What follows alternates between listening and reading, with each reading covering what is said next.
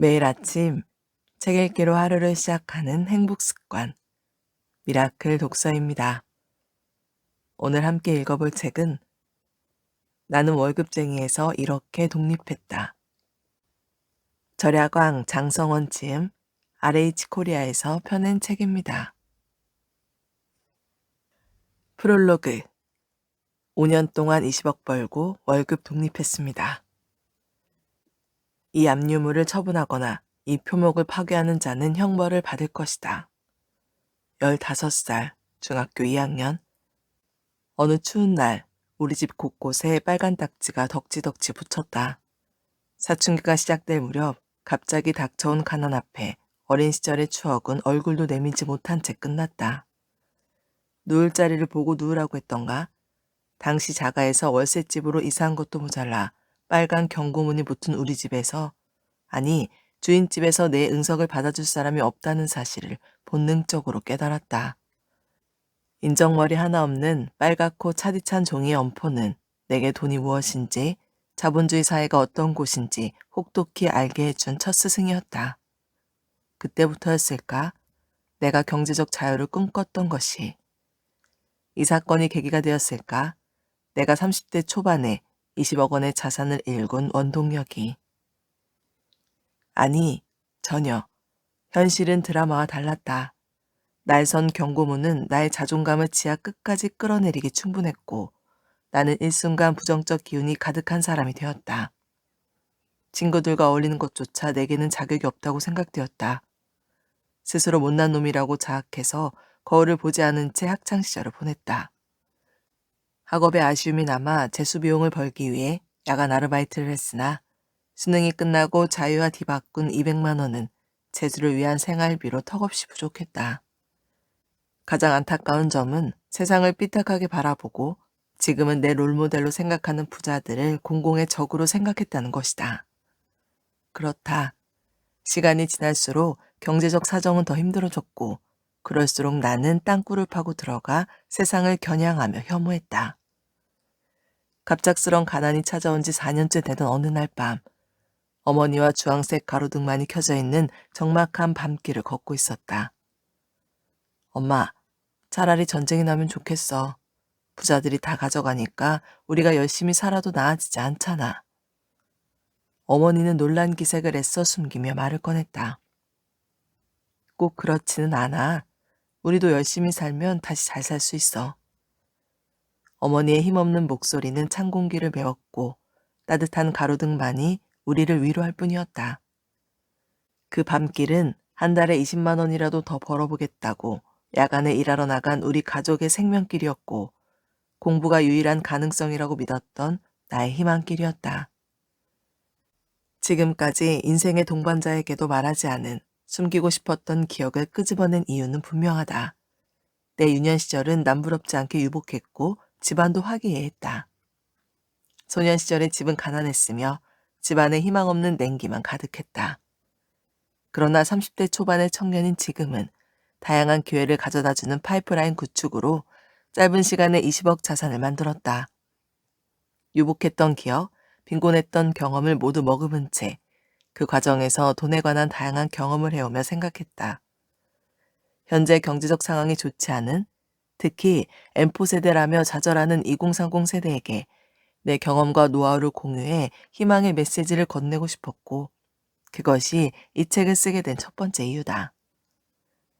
가난했던 소년 시절, 나에게 돈은 이런 존재였다. 돈, 가족의 불행을 초래하는 것. 돈, 나의 꿈을 좌절시킨 것. 돈, 의사결정을 할 때 제일 앞에 서서 가로막고 있는 것.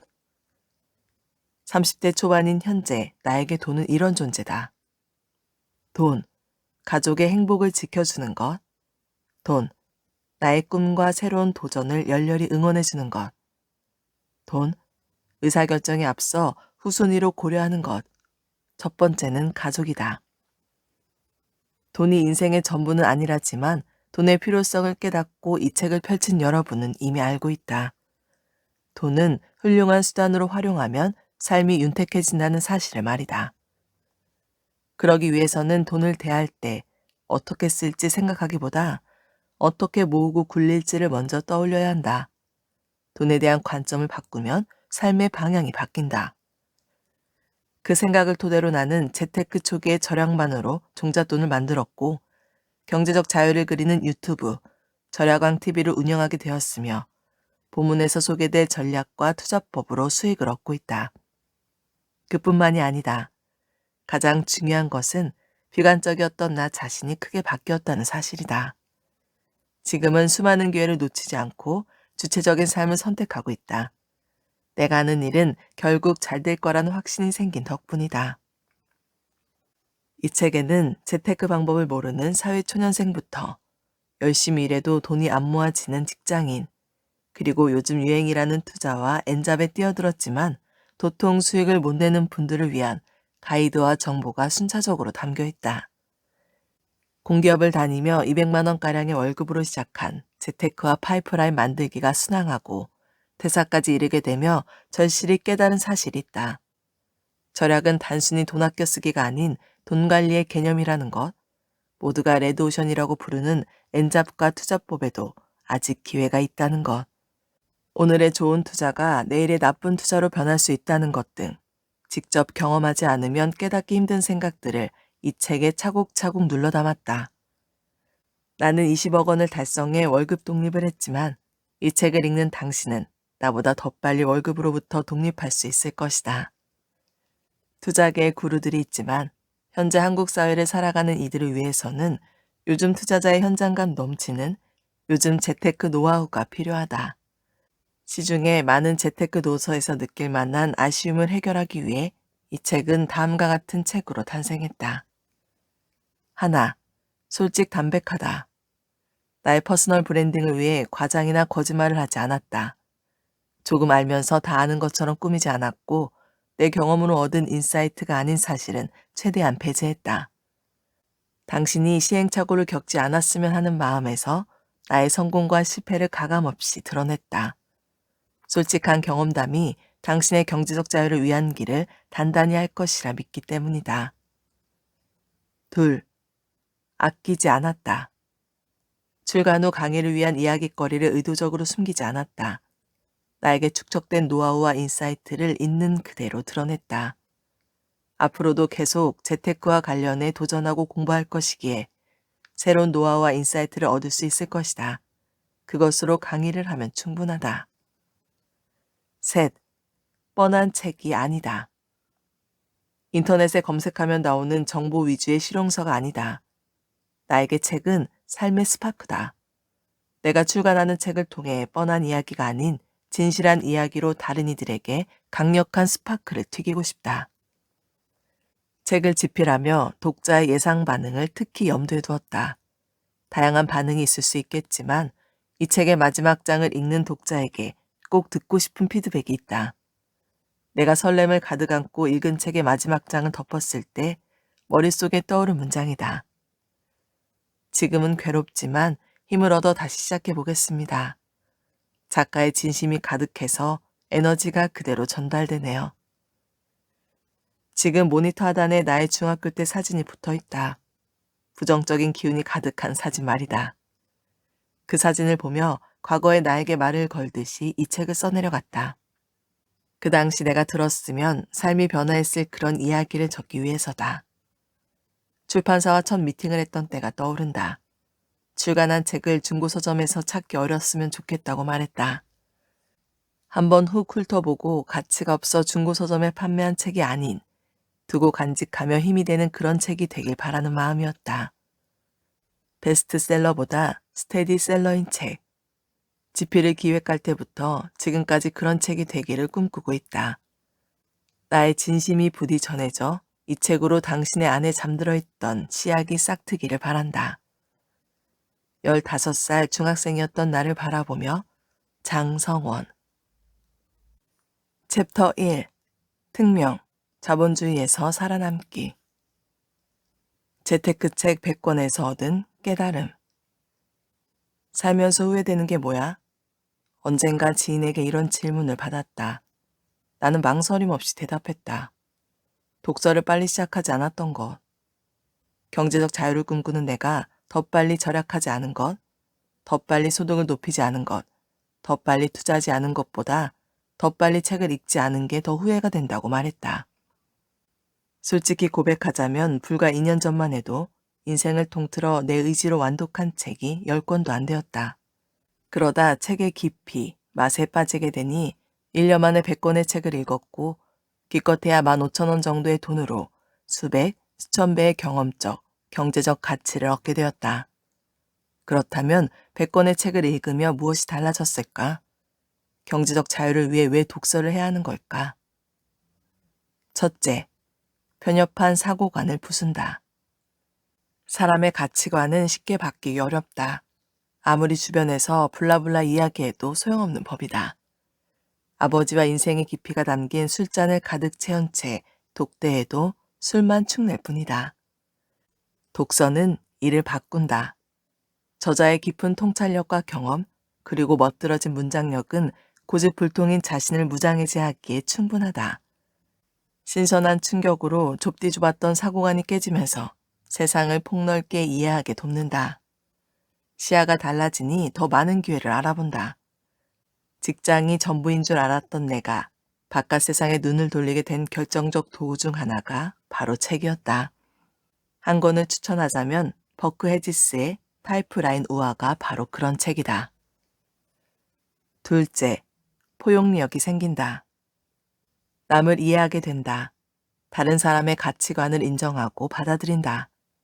경제적 자유를 추구하다 보면 각양각색의 사람을 책, 영상, 현실에서 만나게 된다.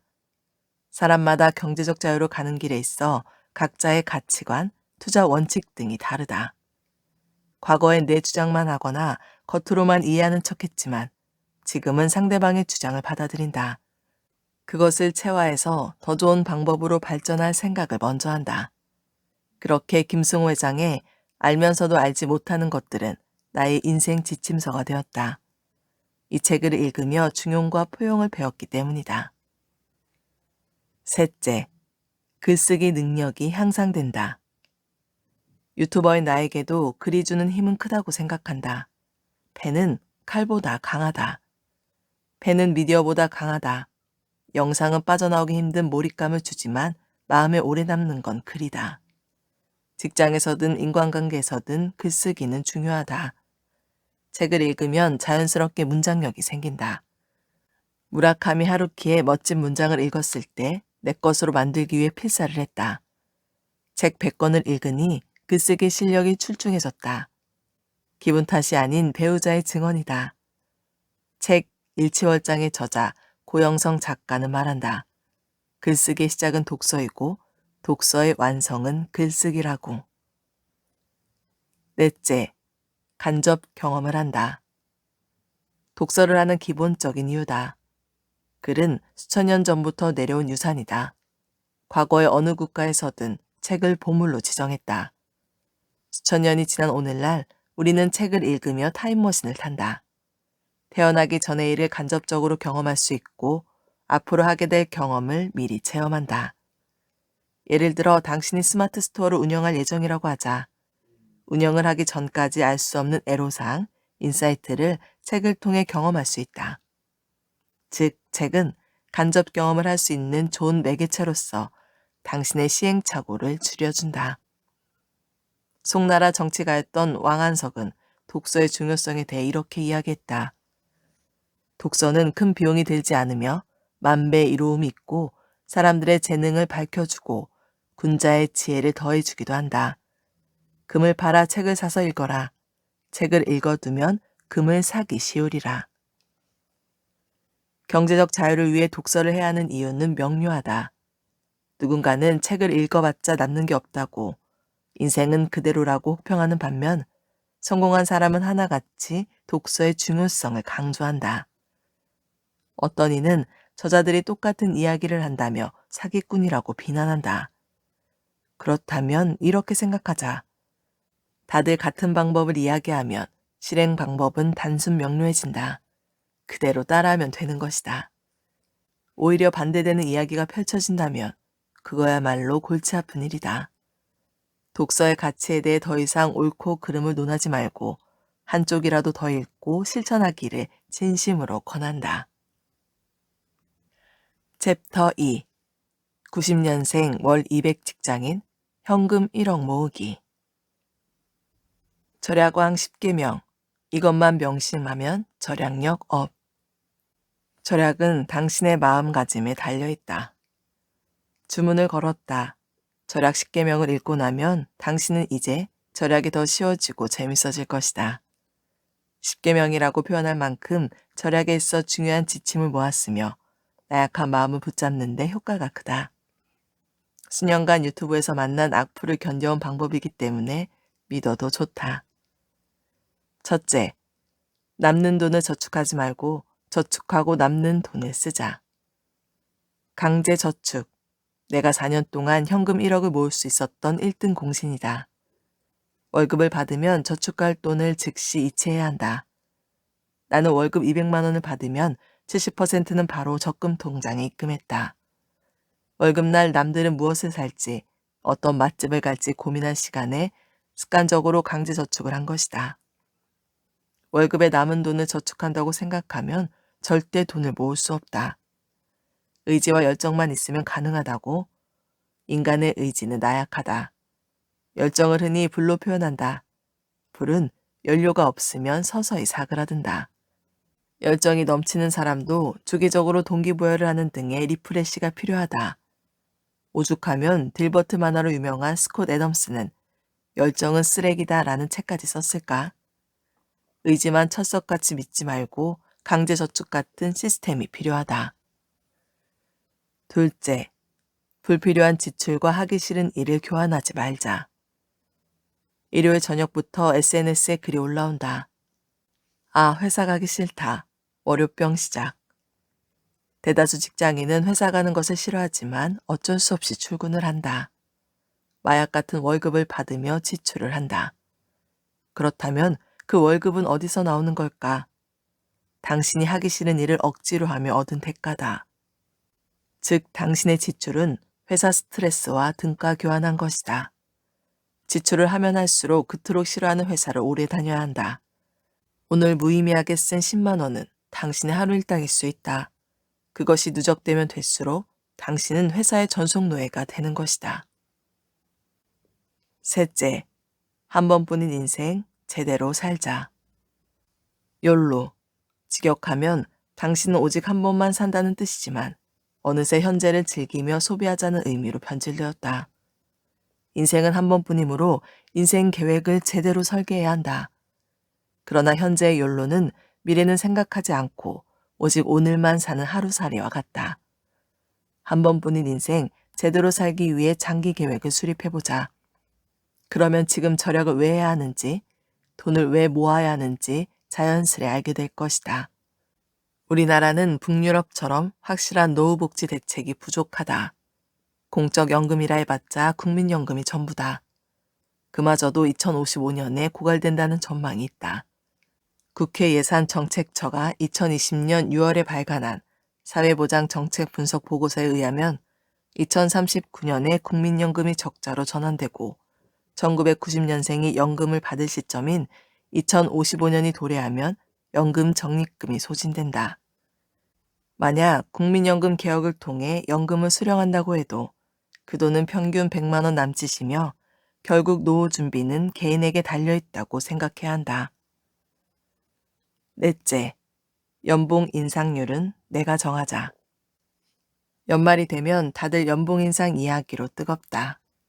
연봉이 동결되거나 소폭 인상되면 직장인들의 낯빛은 어두워지고 5% 이상 인상되면 상사의 꾸지람도 달콤하다고 느낀다.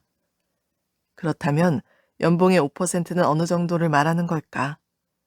2019년 통계청이 발표한 임금 근로 일자리 소득에 따르면 2019년 평균 연봉은 3,600만 원이며 그 5%는 180만 원이다. 이를 월급으로 환산 시 15만 원이다. 그렇다. 월급이 15만 원 정도 인상되면 많은 직장인이 만족한다.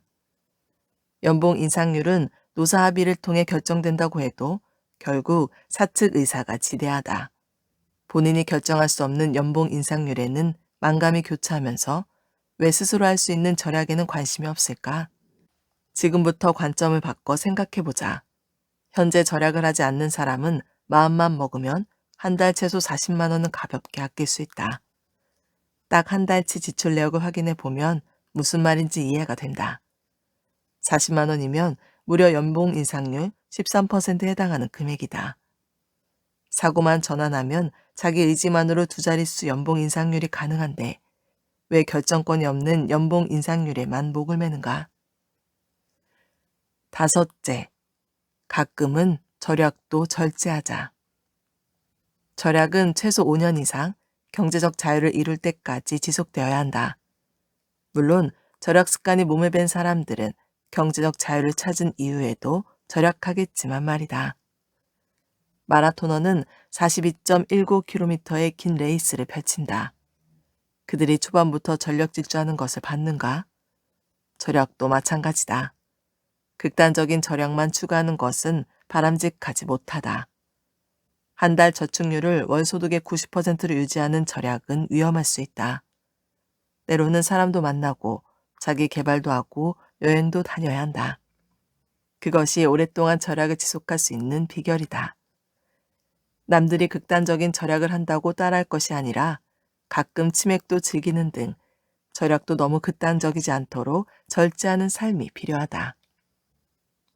여섯째, 짠돌이라고 욕하면 감사해 하자.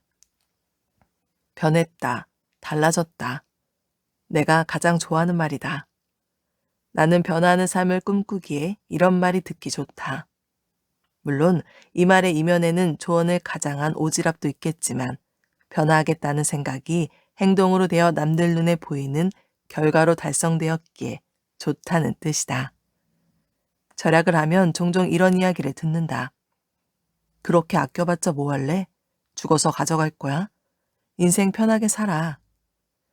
만약 이런 이야기를 들었다면 당신은 아주 바람직한 절약 생활을 하고 있는 것이다.